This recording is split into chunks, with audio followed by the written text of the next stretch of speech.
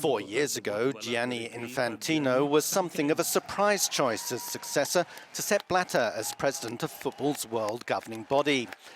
Michel Platini had been groomed for the job, but when the Frenchman's reputation became tarnished by corruption allegations, it was his deputy, Infantino, who stepped in. A lawyer by training, Infantino himself faced allegations of corruption over the awarding of television contracts, and his extensive use of private jets has been called into question. But if the Swiss Italian's re-election will go uncontested, it's because his first term of office is seen as a commercial and organisational success. Last year's World Cup in Russia was the most profitable in the history of the competition. The event ran smoothly and saw the introduction of video technology to check on refereeing decisions. Infantino is accused by detractors of surrounding himself by a close circle of loyal supporters. And he suffered a setback when a project to increase the number of teams competing in the 2022 Qatar World Cup fell through because of logistical difficulties. His big ambition for his second term is to introduce a 24-team World Club tournament. But he faces opposition from European clubs who fear competition to their own lucrative Champions League. Richard Good, Euronews. And for more on this story, I'm now joined from Amsterdam by Declan Hill, who is a professor of investigations at the University of New Haven and the author of The Fix, Organised Crime and Soccer. Mr. Hill, thank you very much for speaking to Good Morning Europe. Now, Gianni Infantino came to the head of an organisation with a reputation for murky financial transactions. Has anything changed during his tenure? Yes, I think it's fair to say that it's been much improved over Sepp Blatter, but it's still fundamentally the same organization that had over 25 of its senior executives convicted of almost every type of fraud that you could possibly imagine or even think of.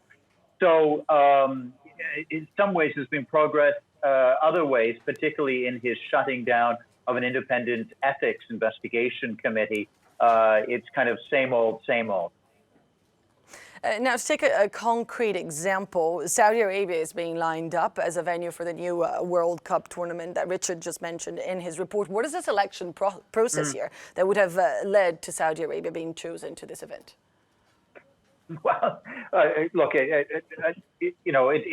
an extraordinary inside deal featuring allegedly an offer of $25 billion. And we're talking about an existential threat to the state of the sport at this moment, in that the idea is that really cutting the balloon, those super clubs that billions of fans around the world are interested in, be it Juventus, Real Madrid, Manchester United, and setting up an almost super league or a club World Cup separate from the national league, separate from the local football team that many of our viewers love and watch.